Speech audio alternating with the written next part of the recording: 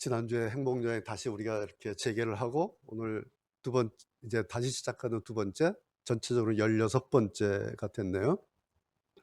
오늘 28장 읽었는데 너무너무 잘 아는 유명하고 성경 이야기 가운데 가장 유명한 이야기 가운데 하나이기도 하고, 특별히 야곱하면 그냥 제일 먼저 생각되는 것이 오늘 이 베델의 사건이죠. 그래서 많은 작가들도 이 28장을 얼마나 많이 그림을 그렸습니까? 한번 보여드릴까요? 여러분도 많이 보신 그림들이에요. 예.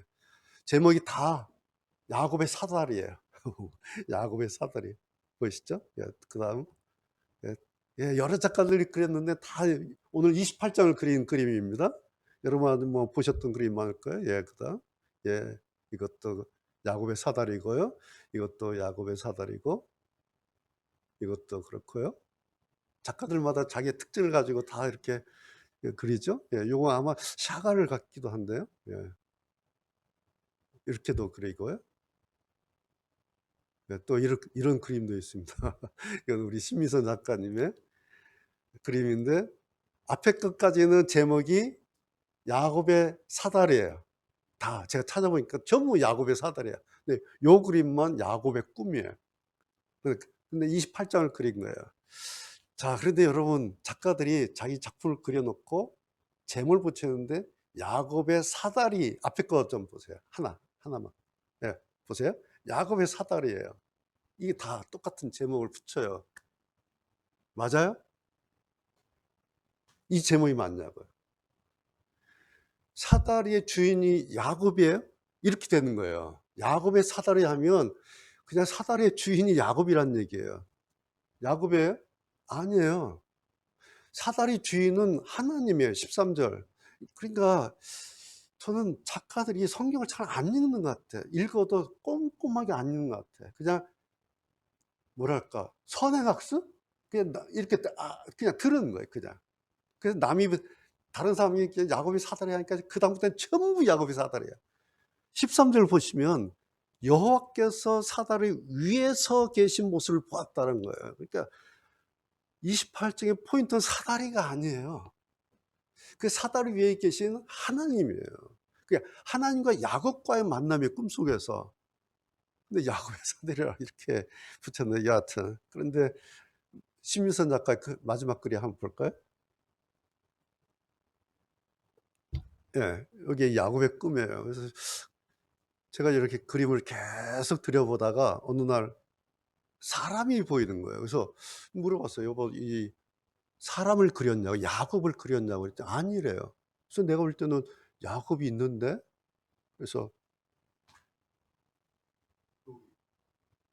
숲풀 속에 야곱의 모습이 이렇게 보이는 거예요. 그래서 야곱이 저 사다리 저 꿈을 이렇게 보면서 생각하는, 회상하는 그런 장면같이 저에겐 보였어요. 그래서 이야기를 했죠. 야곱이 과거에 베델에서 꿨던 꿈을 이렇게 보면서 그런 일이 있었는데, 그랬었는데, 뭐 이런 그림같이 저에겐 보였어요. 근데 작가는 의도하지 않았다고 그래요. 근데 제가 볼 때는 분명히 야곱이에요. 저게. 예. 여하튼 여러분, 그래서 야곱의 꿈이 이 작품 제목은, 여러분, 우리가 꿈이라고 하는 게 일어나요? 나 오늘 이런 꿈 꿀 거야 라고 잡니까? 꿈은 내가 꾸는 게 아니에요.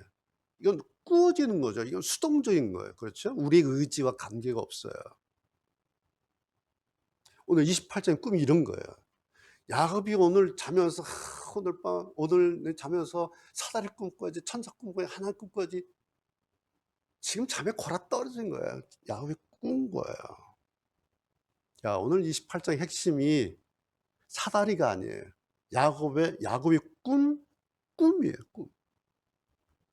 자, 또 한 가지 앞에 그림 한번 또 보실까요? 여러 그림 다 봤는데 그 천사들 보이잖아요. 근데 천사들이 다 날개를 달았어요. 예, 천사들 그렇죠? 우리가 천사하면 다 날개를 달고 있잖아요. 그래서 뭐 그림이라는 게 작가의 상상력에 의한 거죠. 예, 인정해요. 그런데 이게 있어요. 텍스트를 가지고 그림을 그릴 경우에는 특별히 그런데 그 텍스트가 성경이다. 성경을 그림을 그릴 때는 성경 텍스트를 유심히 봐야 돼요. 12절에 보면 하나님의 천사들의 복수예요. 그러니까 여러 천사들이에요. 그런데 그 천사들이 어떻게 그 천사들의 동작을 어떻게 표현했는가? 야곱이 어떻게 봤냐니까 사다리를 오르락 내리락 하고 있었다라는 거예요. 예, 사다리를 오르락 내리락 하고 있었다는 거예요. 여러분 왜 그랬을까요? 왜 천사들이 사다리를 오르락 내리락 했을까요? 날개가 없기 때문에.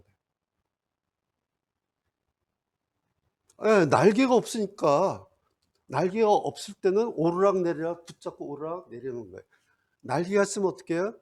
사다리를 오르락 내리락 하지 않아요. 주변을 맴돌아요. 즉 떠 있든지 사다리 주변에 떠 있든지 맴돌든지 헬리콥터 그 뭐라 그래요? 그 호버링이라 그러죠. 한 군데에 멈춰서 떠 있는 거예요. 날개가 있으면 이렇게 하는 거예요. 그러니까 야곱이 꿈을 꾸고 기억하는데 야곱에게는 천사에게 날개가 있었냐 없었냐가 아니에요. 천사들이 사다리를 위아래로 오르락 내리락 했던 그 기억을 한 겁니다. 그러니까 제가 이런 그림이나 이런 성경을 같이 이렇게 보면은 아마 누군가 어떤 작가가 처음에 그랬을 것 같아요. 천사를 그렸는데 날개 달린 천사를 그린 거예요. 그러니까 그다음부터는 모든 작가들이 아무런 생각 없이 그냥 전부 날개를 다 걸었어요. 성경 보세요. 성경에 천사들 등장하잖아요. 구약부터. 다 날개가 아니에요. 그냥 사람이에요. 사람 모습이에요. 그냥 걸어와요. 날개 없는. 하여튼 뭐 그러니까 너무 왜 작가들이 이렇게 생각 없이 그냥 따라하지? 남이 날개를 다니까 다 따라하지? 저는 그것을 판박이 그림이다 그렇게 말해요. 판박이. 그렇죠. 이해가 되시죠? 그러니까 뭐 중요한 건 아닌데. 자, 그래서 문제는 그런데요. 이렇게 되니까 이것이 많이 머릿속에 사람들이 기억하고 있어요, 그림이. 그래서 오늘 28장 해석이 왜곡이 돼 버렸어요. 그래서 야곱의 오늘 이야기가 전혀 엉뚱한 데로 가 버렸어요. 그래서 이렇게 물어보고 이렇게 대화를 나눠 보면 결국은 오늘 이 야곱의 28장이 그냥 성경에 있는 이야기 혹은 아이들한테 보여주는 성경 뭐 그림책 뭐 그 정도 수준으로 오늘 이 본문을 이해하고 있다라는 거예요. 이 정도 이해하면요. 오늘 28장을 완전히 왜곡된 성경을 완전히 왜곡되는 시키는 현상이 일어나면 오늘 그 말씀을 드리려고 해요. 왜 그럴까? 그게 뭘까라는 거예요. 자, 오늘 우리가 28장 읽었는데 28장을 알기 위해서는 27장을 봐야 되죠. 우리 다 아는 내용이에요. 동생 야곱이 형 에서의 축복을 가르치기 위해서 뭘 합니까? 아버지를 속이죠. 예, 속에 목소리하고 뭐 여기 털을 감고 해서 음식을 드려서 아버지를 속여서 마치 에서인 양. 그래서 아버지 이삭이 눈이 어두우니까 그냥 이 아들이 큰 아들이다 하고 축복을 다 해버려요. 왜? 야곱이 그렇게 속인 거, 거짓말을 한 거예요. 그래서 형이 받을 복을 야곱이 가로채 버리죠. 두 번째 사건이에요. 첫 번째 뭐였어요? 팥죽으로 형의 장자권을 빼앗았던, 그리고 거짓말을 해서 형의 복을 이렇게 빼앗는, 이게 두 번째 이제 거짓말을 한 겁니다. 야곱이. 나중에 에서가 이걸 알게 되잖아요. 얼마나 화가 났겠어요. 자기 복을 동생이 다 훔쳐간 거예요. 그러니까 뭐였어요? 내 이놈 죽여버리겠어. 화나 막 이놈 어디 있어 막 죽여버리겠어. 막 하는데 이걸 엄마가 들은 거예요. 야, 아들들이 서로 싸우고 죽이겠다 싶어서 야곱 아들을 불러다가 야야 큰일 났다. 형이 너 죽이려고 그래. 그러니까 너 도망가. 외삼촌 집에 빨리 도망가. 그렇게 한 거잖아요. 거기까지가 27장이에요. 그리고 오늘 28장 딱 넘어왔어요. 이제 떠나는 날 아침에 이삭이 아버지가 야곱을 불러요. 그리고 축복을 합니다. 왜? 아들이잖아요, 이게. 1차 축복을 해요. 3절, 4절 성경 보세요. 뭐라고 축복하는가? 이삭의 축복이에요. 전능하신 하나님께서 너에게 복을 주시고 너에게 많은 자녀를 주셔서 네가 많은 백성의 조상이 되기를 원한다. 또 아브라함에게 주셨던 복을 너와 내 자손에게도 주셔서 지금 네가 나그네처럼 살고 있는 이 땅, 하나님께서 아브라함에게 주신 이 땅, 뭐 어디예요? 가나안이에요. 그러니까 지금 이스라엘 거기에요. 이 땅을 네가 차지할 수 있기를 원한다라고 아버지 이삭이 이제 도망가는 야곱에게 축복해서 보냅니다. 바로 이삭의 축복, 요것이 아브라함 때도 그렇지만 지금도 이스라엘 민족, 이스라엘 사람들은 지금 자기네 딸 그 이스라엘 그 땅이 과거 아브라함 때, 이삭 때, 야곱 때부터 자기네 땅이다. 그래서 우겨서 그 중동 전쟁하는 거 아닙니까? 근거가 여기에 있어요. 이 땅이라고 했다. 우리 할아버지가. 여하튼 그래서 도망가죠. 그래서 이제 부엘세바에서 바다마람 그 외갓집까지 가기 전에 이제 하란을 거쳐서 뭐 그런 여정이 있지 않겠습니까? 가다가 뭐 어느 날 해가 저물어서 광야에서 하룻밤을 이제 자게 되겠죠. 이제 야영을 하는 거예요. 돌베개 베고 이제 뭐 잠이 들었겠죠. 근데 그러다 꿈을 꾼 거잖아요. 야곱이 꿈을 꿨는데 정확하게 말하면 뭡니까? 여호와께서 꿈으로 야곱에게 찾아오신 거죠. 이게 정확한 거예요. 오늘 꿈꿔야지가 아니라 여호와께서 야곱에게 오셔야 돼서 뭔가 하셔야 되는데 그 방편이 꿈이라고 하는 것을 가지고 오신 거예요. 왜 그랬을까요? 왜 하나님께서 꿈으로 야곱에 찾아오셨을까요? 딱 하나의 목적이 있기 때문인 거예요. 그러면 하나님의 목적이 뭐지? 이제 성경을 우리가 이렇게 봐야 되는 거예요. 하나님께서 꿈 꿨다가 아니에요, 이게 지금. 하나님께서 당신의 어떤 목적이 있어서 꿈이라고 하는 것을 통해서 야곱에 찾아오셨는데 목적이 뭘까라고 그런 관점에서 성경 이제 읽고 해석해 가야 됩니다. 야곱이 꿈을 꾸고 어떻게 했다. 이게 성경 보는 방식이 되면 큰일 납니다. 그때 야곱이 꿈꾸고 뭐 했대. 우리도 그렇게 하자. 성경 이렇게 보면 망합니다. 왜냐하면 야곱이 주인공이 아니기 때문에 그래요. 야곱이 주인공이 아니에요. 28장은. 주인공이신 하나님께서 당신의 어떤 목적을 위해서 야곱이라고 하는 인물을 택해서 그래서 그 계획을 어떻게 진행하는가, 어떤 방식으로 진행시켜 가는가, 이것을 보는 것이 우리의 성경을 보는 관점이 되어야 한다라는 것입니다. 여러분, 그렇지 않으면요, 이런 관점으로 성경을 읽지 않으면 성경은 그냥 어떤 위인전, 인물전, 혹은 옛날 이야기예요, 그냥 이게. 아니면 뭐 좀 드라마틱한 소설 같은 이야기예요, 이게. 그 정도입니다, 이게. 그런데 여러분, 성경을 그 정도 수준으로 읽고 이해하고 뭐 옛날 이야기, 좀 드라마틱한 야곱의 어떤 이야기 뭐 이렇게 읽고 끝나면요, 성경 메시지를 그 정도에서 읽고 끝나면 그 다음은 어떤 일이 바로 발생하느냐. 오늘 교회가 기독교 신앙이라고 하는 것이 사람들에게 매력이 없어요. 그리고 영양가도 없어요. 단지 교회는 그냥 뭐 어떤 재밌는 얘기를 가지고 있는 거. 기독교는, 성경은 뭐 감동적인 이야기가 있고 뭐 그림 그리기 좋은 소재가 있는 책, 뭐 그런 이야기가 있는 책, 그 정도 수준에서 끝난다라는 거예요.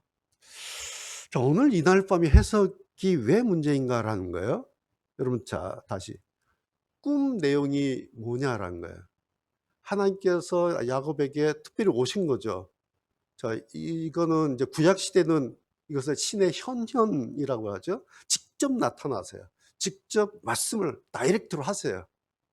그건 구약 시대예요. 구약 시대는 특별히 그렇게 오시고 특별하게 계획을 직접 말씀을 하세요. 그리고 그 계획을 하나님께서 이루기 위해서 야곱에게 복을 약속하신 거예요. 그러니까 복 자체가 문제가 아니라 하나님의 어떤 목적을 이루기 위해서는 뭔가가 있어야 되잖아요. 그게 복이라고 하는 거예요. 이 복을 통해서 하나님의 목적으로 이렇게 가게 하는 거예요. 자, 그런데 그것은 뭐예요? 하나님의 약속이에요. 하나님의 복이다. 그러니까 뭐 그냥 우리가 생각하는 그런 복이 아니라 이거는 하나님의 복이에요. 하나님의 약속이에요. 이게 가장 중요한 포인트예요. 여러분, 그냥 복하고 하나님의 복, 하나님의 약속, 다른 게 뭐겠어요? 하나님의 복이라고 하는 것은 이미 다 끝났다라는 의미예요. 이게 나중에 어떻게 될 거다라가 아니라 하나님께서 약속하시고 하나님께서 복을 말씀하시면 이 복은 이미 다 끝났다라는 이야기예요. 그러니까 재고 자시고 할 것도 없어요. 이 복이 어떻게 될 것인가? 이 복이 어떤 이렇게 뭐 재고 자시고 할 것도 없이 그 다음은 내가 지금 이야기한 대로 반드시 그렇게 될 거예요. 끝났어요. 이것이 하나님의 복이라고 하는 사인입니다. 이게. 그러니까 하나님께서 약속하셨다든지 복을 주시겠다 하신 것은 이건 차원이 다른 의미예요. 그러니까 사람이 어떤 약속이나 사람이 어떤 축복과는 그 차원이나 성취 가능성 자체가 아예 달라요. 사람들은 축복과 약속해도 안 이루어질 수도 있잖아요. 될 수도 있고 안 될 수도 있고. 이건 사람의 약속이에요. 사람이 내가 널 뭐 축복하겠어 그런 거예요. 근데 하나님의 것은 달라요. 그러니까 하나님의 약속이라고 하는 것은 성취를 전제로 하고 있어요. 완성을 전제로 하고 있어요. 그러니까 하나님의 축복은 이제 시간의 문제만 남았어요. 완성된 작품이다라는 겁니다. 이게. 자, 그런데 이제 장차 완성될 그 약속과 내용이 뭐였는가를 우리가 확인할 필요가 있어요. 여러분 성경 보세요. 13절 보세요. 오늘 이걸 잘 보셔야 돼요. 도대체 하나님께서 야곱의 꿈에 이제 당신의 복을 약속하셨는데 몇 가지를 약속했는지 숫자로 세야 돼. 내용을 봐야 돼. 13절 보세요. 나는 여호와께서 네 할아버지 아브라함의 하나님이고 이삭의 하나님 여호와다. 여러분 이게 무슨 말이겠어요? 이 로또가 아니란 얘기예요. 소위 복의 정통성을 이야기하는 거예요. 내가 너에게 약속한 것은 지금 내가 기분 좋아서 너에게 필요해서 준 게 아니야. 이 복은 이미 네 할아버지 아브라함에게 이삭에게 이미 약속했던 그거 너에게 이제 이루어질 거야. 시간이 됐어, 야곱아. 소위 복의 정통성이라는 것을 확인시켜 준 겁니다. 됐죠? 그 다음 보세요. 그래서 내가 너와 내 자손에게 네가 지금 자고 있는 땅을 줄 것이다. 이 땅을 너한테 줄 거야. 뭐였죠? 복의 1차 내용이에요. 자, 몇 가지 나오는지 여러분 세워보세요. 1차 내용. 이 땅 줄 것이다. 14절. 네 자손은 땅의 티끌처럼 많아져서 동서남북 사방으로 퍼지며 땅 위의 모든 민족들이 너와 내 자손을 통해서 복을 받을 것이다. 뭐죠? 2차 복이에요. 두 번째고. 15절. 나는 너와 함께하고 3차 복이에요. 네가 어디로 가든 너를 지켜주실 것이다. 4차 복이에요. 이게. 그리고 너를 다시 이 땅으로 데려오리니 5차 복이에요. 내가 너에게 약속한 것을 다 이루어준다. 6차 복이에요. 그러기까지 너를 떠나지 않을 것이다. 7차 복이에요. 꿈에 하나님께서 쭉 말씀하셨는데 복의 내용이 7가지. 7가지 내용이 야곱이 꿈에서 받은 복의 내용들이에요. 자, 정리하자면 이런 거예요. 복의 주인이신 여호와께서 어느 날 뜬금없이가 아니라 아브라함에게부터 약속하신 그 복의 정통성을 가지시고 그리고 아주 구체적으로 아주 순차적으로 그리고 당신의 이 축복이 완성될 때까지 내가 너를 떠나지 않고 그것을 내가 완수할 거다. 이거예요. 야곱 네가 완수하는 게 아니라 내가 너를 통해서 내 목적을 내가 완수할 거다. 이게 그날 밤 13절, 14절, 15절에 있는 7가지 복을 통해서 하나님께서 야곱에게 주신 말씀이에요. 7가지예요, 7가지. 세보면. 자, 그러면 이제 남은 게 뭘까요? 꿈속에서 하나님께서 야곱에게 7가지. 쫙. 더 이상 뭐 있을까요? 이것 말고? 제가 볼 때는 이게 다예요. 그죠? 이 이상 뭐가 또 복이 있어요. 이건 다 포함되지. 자, 남은 게 뭘까요? 남은 게 없어요. 다 끝났어요. 그렇다면 야곱이 어떻게 반응하면 될까요?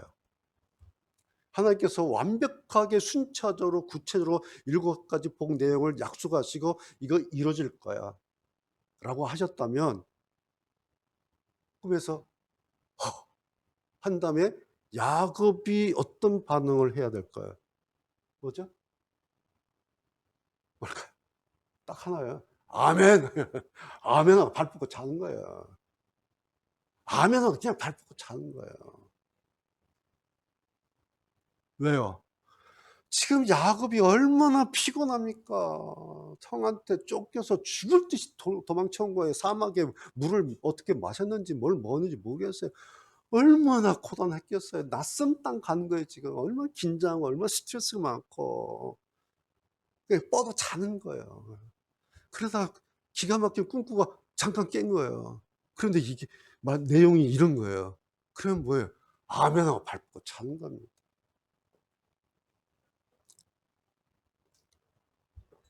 여기까지 됐죠? 자, 그런데 우리가 아는 것처럼 이 순간 요 시점에서 뭐가 작동돼요. 뭐가? 야곱의 DNA가 작동되기 시작해요. 야곱의 DNA가 있어요. 야곱이 꿈틀꿈틀하면서 야곱이 폼을 잡기 시작합니다. 20절. 야곱이 이렇게 맹세했습니다. 야곱이 아멘 했습니다. 이렇게 나면 이 스토리는 완벽하게 끝난 겁니다. 그런데 20절에 야곱의 DNA가 뭐냐니까 야곱이 뭔가 하나를 하고 싶은 거예요. 이게 야곱이에요. 이렇게 맹세했습니다. 우리가 가지고 있는 한글 개혁성경에는 뭐라 그래요? 야곱이 서원하여 가로되, 이게 앞불사예요. 서원하여 가로되. 여기에 모든 성경 해석자들이 다 넘어가요. 설교자들이. 서원이란 이 단어 때문에. 서원, 그럼 뭐예요? 선입견이 있어요. 거룩하고 하나님 앞에 특별한 것을 드리고 하나님 앞에 굉장히 높은 수준의 신앙이고, 와, 역시 야곱은 우리 믿음의 조상이야. 탑 클래스야. 왜? 서운했잖아요. 꿈꾸고 서운했잖아요. 그 벌판에서. 야, 이 야곱 본받자 라고 걸려 넘어가는 단어가 서원이에요. 이게 맹세라는 거예요. 이 단어에 모든 해석자들, 설교자 다 걸려 넘어가요. 그래서 성도들도 이 부분을 위해서 나도 서원해야지. 나도 그래 야곱처럼 복받자 서원해서 막 불을 질러요. 이게 자기 DNA예요. 성경과 관계없는 자기 DNA가 있어요. 자, 보세요. 다시 하나님께서 야곱이 잠을 들면서 하나님 오늘 좀 오셔서 뭐라고 좀 저에게 위로해 주세요. 그런 생각 없어요. 그냥 뻗은 거예요. 피곤해서. 그런데 하나님께서 스스로 찾아오셔서 축복하시고 약속하셨어요. 그런데 맹세를 한다고요? 거기다 대고 서원을 한다고요? 이게 맞아요, 여러분?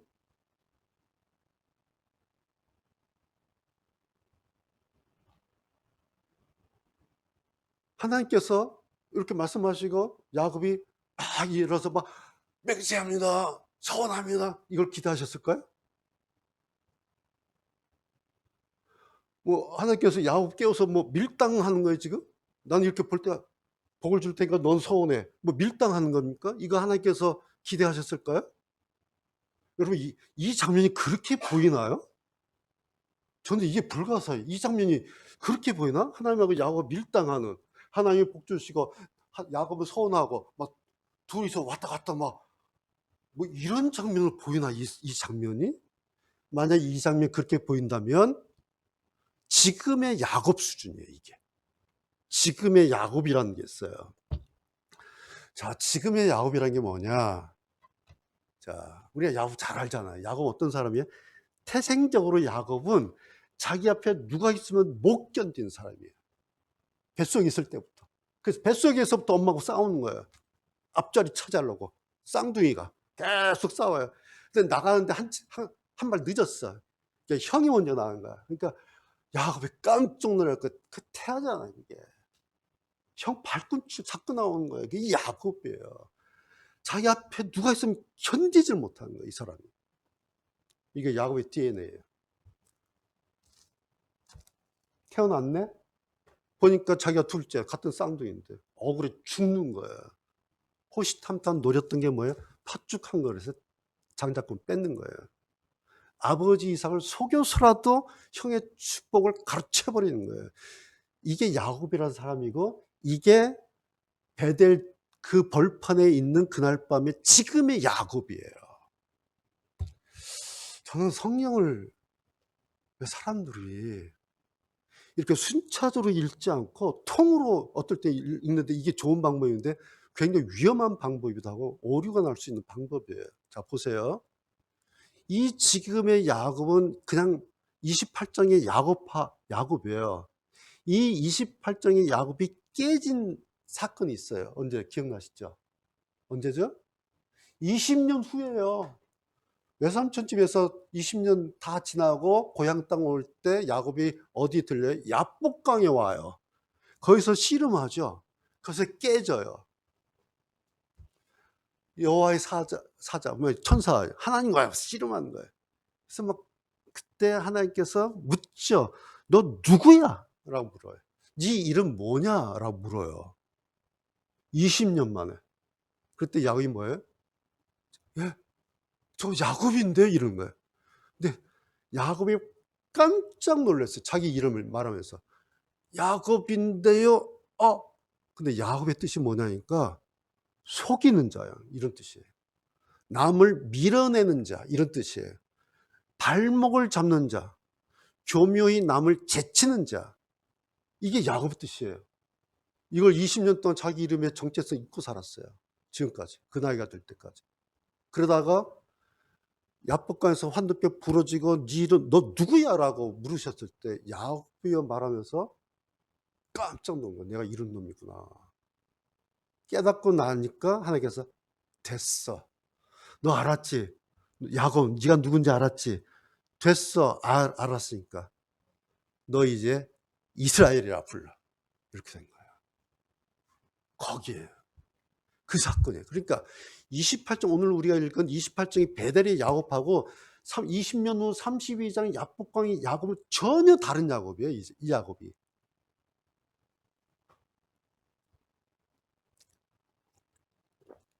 그러니까 오늘 우리가 읽은 베델 지금의 야곱은 사기꾼 단계예요.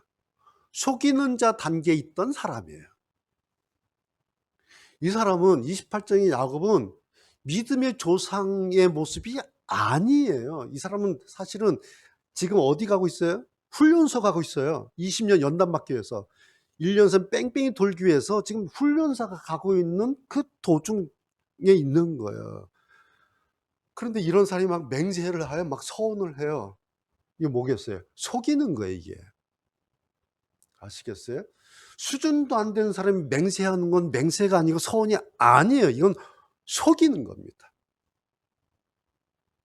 왜요? 여러분 그러잖아요. 우리가 말이 그럴듯하자면 누가 속겠어요. 자고로 사기꾼 특징 있죠. 말이 번들어해요. 옷차림이 번들어해요. 이게 사기꾼이에요. 왜? 속이기 위해서. 여러분 야곱을 보세요. 20절 보세요. 하나님께서 저와 함께 하여 주시고 이 여행 이제 야곱이 그렇게 말하죠. 이제 다 듣고 나서 깨가지고 정신 차리고 서운하면서 다 멋있게 이 말을 해요. 야곱이. 자, 하나님께서 첫 번째 저와 함께 하여 주시고 두 번째 이 여행길에서 저를 지켜 주시고 세 번째 먹을 음식과 입을 옷을 주시고 네 번째 무사히 아버지의 집으로 돌아갈 수 있게 해 주시면 여호와를 저의 하나님으로 섬기겠습니다. 이게 뭐지? 여러분 이게 뭐예요? 지금 이 야곱의 말이에요. 야곱은 생뚱맞은 사람 이 사람이. 왜냐니까 앞에 아무런 일도 안 일어나는 사람이에요. 저는 꿈속에서 하나님께 아무런 이야기도 안 들은 사람이 이 사람이. 그래서 제가 백지부터 시작해요. 뭐라고? 저와 함께 하여 주시고 그러죠. 15절에 하나님께서 뭐라 그랬어요? 내가 너와 함께하고 이미 하신 말씀이에요. 두 번째, 이 여행길에서 저를 지켜주시고 15절에 뭐라 그랬어요? 네가 어디로 가든 너를 지켜줄 것이다. 이미 다 말씀하신 거예요. 세 번째, 먹을 음식과 입을 옷을 주셔서 여러분 물론 하나님께서 음식, 옷 얘기는 안 하셨잖아요. 그런데 13절 보면 네가 지금 자고 있는 땅을 내한테 줄 거야. 14절, 너와 네 자손 통해서 복을 받을 것이야. 15절, 너에게 약속은 다 이뤄줄 거야. 뭐예요? 그럼 이 안에 옷 들어있고 먹을 거 다 들어가 있는 거예요. 물 들어있고. 그렇죠? 예. 꼭 뭐 그거 시시콜콜하게 옷, 음식, 뭐 물 얘기를 해야 되나요? 큰 거 얘기했으면 그 안에 다 들어가 있는 거지. 그래서 이 약을 보면요. 제 마음이 무슨 생각이니까, 야, 이 사람 정말 국어가 안 되는구나, 국어가. 우리로만 국어가, 약으로만 고대 히브리어가 안 되는 사람이, 이 사람이. 말이 안 되는 사람이에요, 말이. 도대체 하나님께서 말씀하실 때 도대체 뭘 들은 거야? 뭘 본 겁니까, 이게? 예? 자다가 꿈꾸면서 뭐 사다리 구경하고 뭐 천사들, 천사 하다가 오후 정신 다 팔려가지고 딴 생각한 건가? 그런 것 같아요. 야곱이 꿈꾸고 나서, 사다리, 천사, 하다가 하나님 7가지 복 내용이 싹 날라갔어요. 하나님 말씀하실 때 딴 생각한 사람이 이 사람이. 국어가 안 되는 사람이에요. 그러니까 여러분, 지금 야곱의 상태는 어떤 상태인 줄 아세요? 딱 산만한 어린아이 수준이에요, 이게. 수업 시간에 돌아다니는 애예요, 이게. 수업 시간에 옆에 장난치는 애예요. 선생님 물으면 딴소리 하는 애예요, 얘가 지금. 아주 골치 아픈 애예요, 지금 야곱. 어? 그래서 시험 보면 무조건 빵점이에요, 이게. 어때 쇼츠 보다가 선생님이 주관식 문제를 냈대요. 과학에 블라블라블라블라 했더니 답을 참 교과서 참조. 선생님한테 교과서 참조하라고 그랬대. 야곱이 딱 그 수준이에요, 지금. 예. 산만하고 집중력도 없고 지 생각에만 꽉 차 있는. 그런데 맞아요, 이게. 왜요? 아까 그랬죠. 지금 야곱이 20년 라반의 훈련소 아직 입소도 안 했어요. 장병도 아니에요. 아직 용사에서 기차 타고 출발한 정도예요, 이게. 논상 훈련소 들어가지도 않았어요. 그런데 이 정도 수준의 야곱을 뭐라 한 줄 아세요? 베델의 야곱이라 그래 버려요. 믿음과 헌신의 사람 야곱이라고 높여버려요. 막 사람들이 막 이 야곱을 그래서 좋아해요. 28장을 그냥 막 그리는 거예요. 설교자들도 막 그래요. 그 이유가 있어요. 뒤에 나와요. 그냥 하는 소리가 아니라 다 이유가 있어서 그렇게 합니다. 자, 네 번째 또 보세요. 야곱이 그러죠. 하나님 무사히 아버지 집으로 돌아갈 수 있게 해주시면 또 그러잖아요. 네 번째. 15절에 뭐라 그랬어요? 너를 다시 이 땅으로 데려올 거야. 그때까지 너를 내가 지켜줄 거야. 그러면 야곱은 이렇게 말해요. 아버지 집으로 돌아갈 수 있게 해주시면 이렇게 얘기해요. 하나님은 아까 이 땅으로 데려올 거다. 그럼 여러분 보세요. 아버지 집하고 이 땅이 같아요, 달라요? 이게 산만한 사람이라니까요. 예. 아버지 집이나 이 땅이나 같은 거예요. 근데 뭐 품잡고 아버지 집으로 돌아오게 한다 이런 거예요, 진짜. 여러분, 제가 좀 오늘 심하게 설교한 것 같은데, 여러분, 이거는 국어가 안 되는 문제입니까? 아니면 집중력이나 해석력의 문제입니까? 제가 볼 때는 총체적인 난국이에요, 이게. 총체적인 난국이 일어난 이 현장이 지금의 야곱이에요. 자, 그러면 여기까지 얘기를 하려고 그래요. 왜 설교자들까지도 지금의 이 야곱을 가지고 설교하고 막 이야기를 하는데, 제가 볼 때 거의 용비어천가 수준이에요. 28장의 야곱이 거의 용비어천가예요. 그 이유가 뭔지 아세요? 그냥 설교자들이 막 그러지 않아요. 목사님들이 막 그렇게 설교하지 않아요. 이유가 있어요. 단서가 있어요. 뭐예요? 22절 때문에 그래요. 22절 때문에. 두 가지를 야곱이 말해요. 첫 번째, 내가 세운 이 돌이 나중에 하나님의 집이 될 것입니다. 그러죠. 두 번째, 그리고 내가 고향 땅에 돌아오면은 하나님께서 저에게 주신 모든 것 가운데 10분의 1을 하나님께 바치겠습니다. 요 얘기가 나와. 여기에 하나님의 집이라고 한 말과 10분의 1이라는 말이 나와. 여기에 금방 떠오르는 이미지 있죠. 하나님의 집 뭐예요? 교회. 10분의 1, 11조? 설교자들이 이걸 곧바로 목회적으로 바꿔버려요. 하나님의 집을 교회 건축으로 10분의 1을 11조로 이거를 목회적으로 돌려버려요. 그래서 이제 이렇게 설교해요. 저도 이 설교 엄청 많이 들었어요. 80년대 막 부흥회 가면요, 강사 모셔오잖아요. 특별히 성령 건축 앞두고 강사 모시면 거의 대부분의 성경 본문이 28장이에요. 이렇게 설교해요. 지금도 기억나요. 야곱이 여러분 보세요. 베들레헴에서 은혜를 받고 교회를 지었습니다. 11조를 바쳤습니다. 두 번째, 그래서 믿음의 조에 그렇게 했잖아요. 오늘 우리 믿는 성도들도 그래야 합니다. 두 번째. 세 번째, 그래서 그런 사람은 그런 교회를 야곱이 복음 받는 것처럼 하나님께서 축복하십니다. 그리고 결론이 뭐예요? 축복받으려면 교회를 지어야 되고 축복받으려면 11조해야 합니다.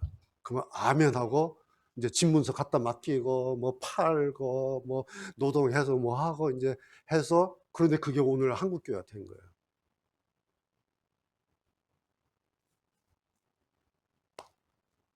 이렇게 설교하는 것을 우리 신학에서는 3대지 설교다 그래요. 3대지 설교. 지금도 제가 가끔 이렇게 다른 교회 방학 때 가보면 3대지 설교하는 목사님들이 여전히 많아요. 그리고 목사님들이 제일 선호하는 설교 스타일이 3대지 설교예요. 이렇다 이렇다 그러므로 이렇다. 그러면 귀에 쏙쏙 들어와요. 간략해요. 그리고 굉장히 자극적이고 도전적이고요. 뭔가 안 하면 혼날 것 같은 힘이 있어요. 이게 3대지 설교예요. 그래서 여기 3대지 논리적 딱 맞춰 놓으면요, 성도들 입장에서 빠져나갈 구멍이 없어요. 복 받고 싶은가? 교회 지어야 되는데. 복 받고 싶은가? 그럼 11조 해야 돼. 그래서 막 집문서 내고 그래요. 여하튼 거기까지 그냥 막 그렇다 쳐요. 정말 웃기는 코미디 같은 난센스는 그 다음이에요. 여기까지 그런다 쳐요. 뭐 좋게 해석해서 하나님의 집이니까 교회 10분의 1 바치겠습니다. 11조 좋아요. 여기 쳐요. 이제 나중에 20년 사촌집에서 돌아오죠. 고향 땅에 돌아와요. 그리고 야곱의 스토리가 쭉 이어집니다. 성경을 쫙 야곱의 일대일 다 읽어보면 어디에도 야곱이 고향에 돌아와서 그래서 그 꿈을 기억하고 하나님의 집을 지었다, 10분의 1을 하나님께 바쳤다라는 기록이 성경에 전혀 없어요. 물론 야곱이 그렇게 했을 수도 있겠죠. 단지 기록이 없을 수도 있죠. 굳이 그걸 기록 안 해서 지었는데 바쳤는데 기록 안 할 수도 있어요. 그런데 그럼에도 불구하고 분명 사실은 야곱이 그렇게 했다는 기록이 없다라는 것이 정확한 팩트예요. 야곱이 돌아와서 하나님의 집을 짓고 11조를 바치고 했던 기록이 없다. 예. 자, 왜 그랬을까요? 왜 그런지 이제 우리가 따져봐야 돼요. 야곱이 그렇게 했는데 20년 후에 돌아와서 왜 안 했지? 왜 안 바쳤지? 그 이유가 뭐지? 이유가 없을 것 같아요? 이유가 있어요. 이런 거예요. 하나님 말씀을 들을 때요. 하나님 말씀 자체로는 감동이 있어요. 그렇죠? 하나님 말씀 우리가 읽고 묵상하고 하나님 말씀에 막 감동이 있어요. 근데 거기에 사람이 물을 타면요. 그 감동이 나중에는 말씀과 내용이 이렇게 희석해서 없어져요.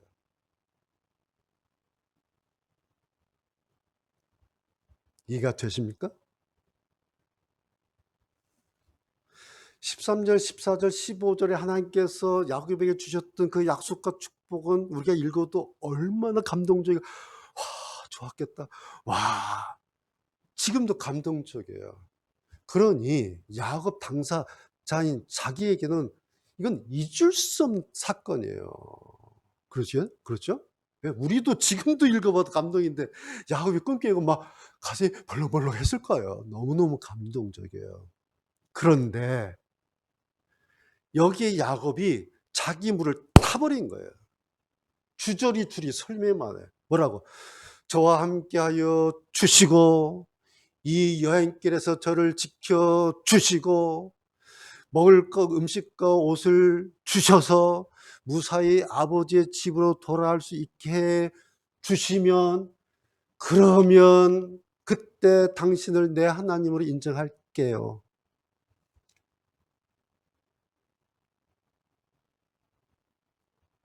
하나님께서 약속하신 그 복을 앞에 딱 놓고 야곱이 거기다 물을 타기 시작하는 거예요. 주시고 주시고 주셔서 주시면 물을 막 타기. 그러면서 하나님께 받은 감동과 하나님의 그 감동이 자기도 모르게 그냥 공중에 싹 사라진 거예요. 언제 그랬냐는 듯이 다 날아가요. 물타기를 해 갖고 그 감동이 희석이 돼요.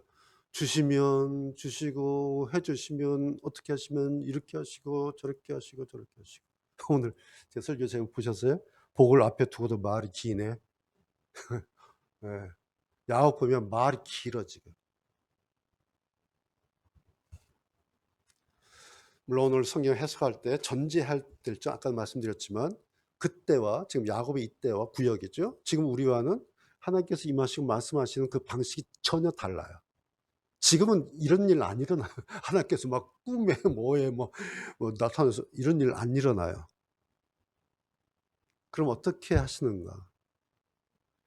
지금은 하나님의 말씀, 이 성경을 통해서 하나님께서 어떻게 일하시는 분인가? 하나님은 어떻게 우리의 삶 가운데 오셔서 어떻게 하나님 당신의 뜻을 이루어 가시는가를 우리는 막 야곱처럼 꿈에서 보고 들어서가 아니라 성경을 쫙 보고 탐구하고 연구하고 하나님의 일하심을 이렇게 쭉 지켜보면서 '아 하나님이라는 분은 이렇게 하시는 분이구나.'라고 성경에서 하시는 하나님의 방식을 믿고 의지하면서 따라가면서 이렇게 보는 거예요. 왜 처음에는 잘 안 보여요. 몰라요. 그렇죠? 예. 어떻게 알겠습니까? 성경 뭐 100번 읽는다고 알아지는 게 아니에요. 그러니까 처음엔 모르니까 막 가서 이것도 하고 저것도 하고 막 다 해요. 왜? 성경에 이렇게 하라는 것도 있고 저렇게 하는 것도 많아요. 그래서 하고 해요. 그런데 이렇게 저렇게 다 해도 우리는 그 방식 다 따라갈 수가 없어요. 하나님의 방식이 10 가지가 아니에요. 수도 셀 수가 없어요.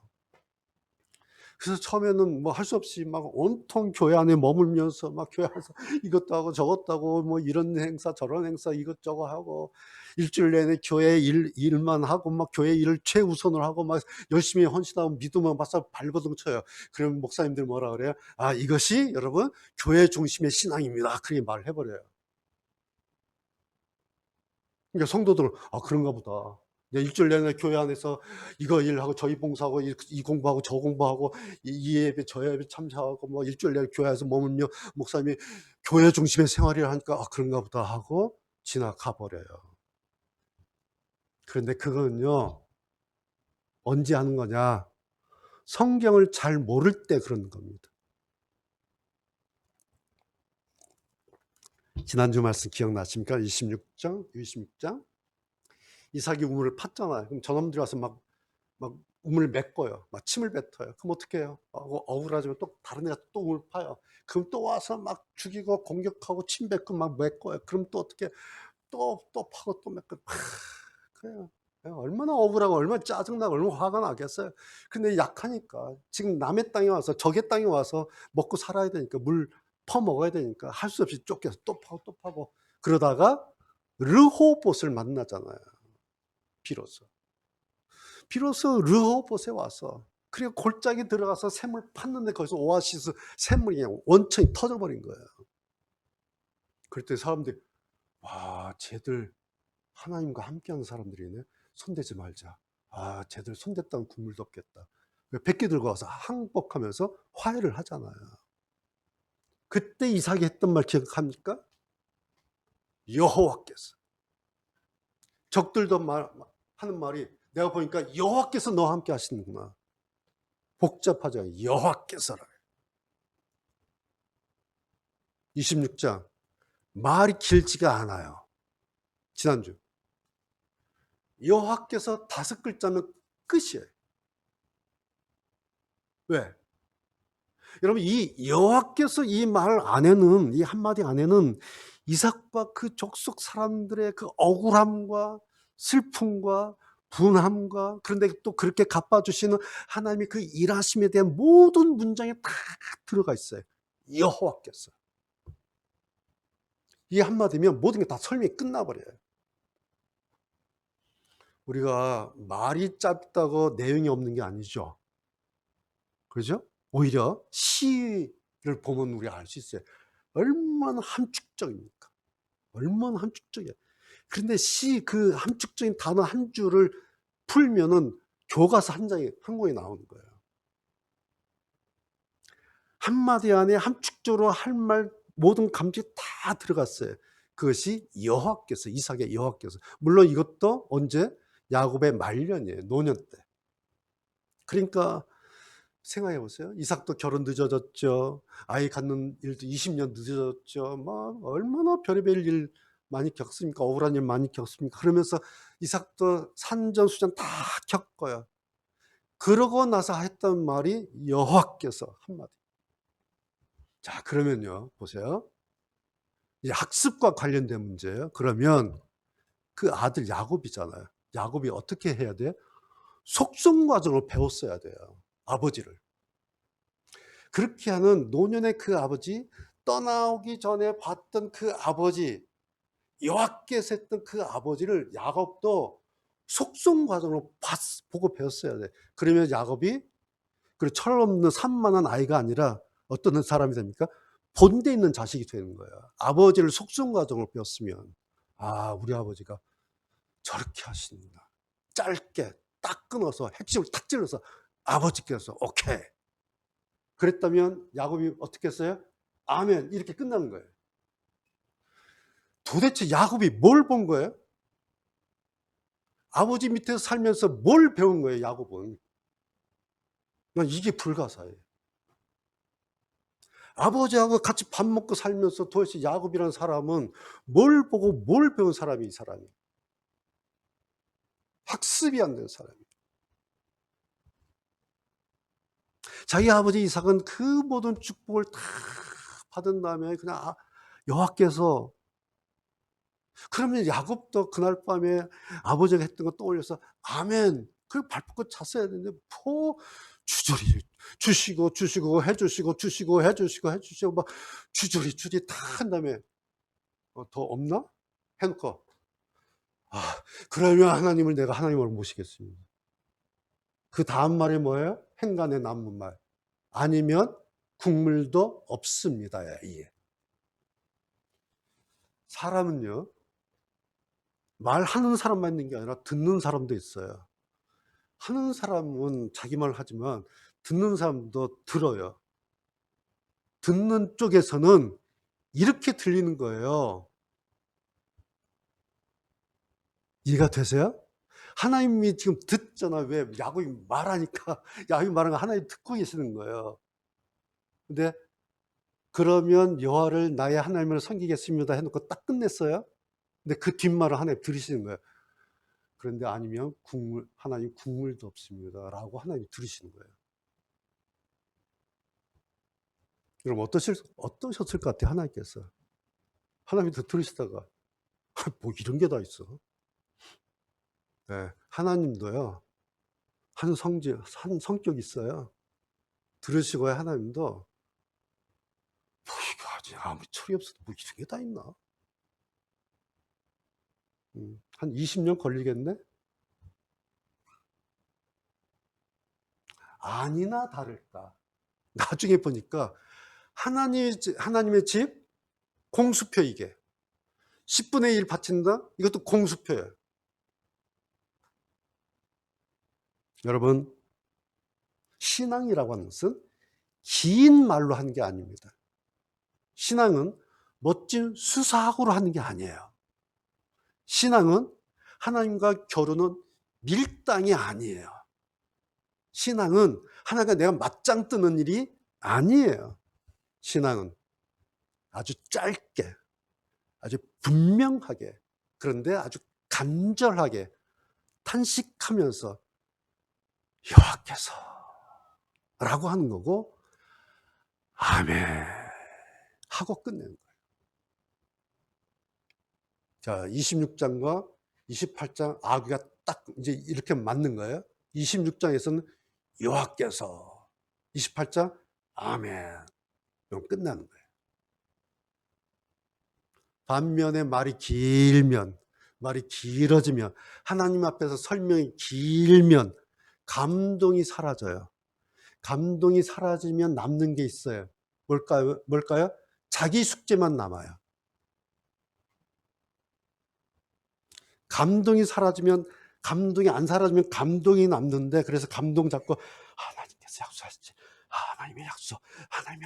그래, 하나님께서 나를 지켜주실 거야. 하나님께서 나를 어떻게 하실 거야. 하나님께서 나를 하게 하실 거야. 감동이 남아요. 언제 동안? 20년 동안.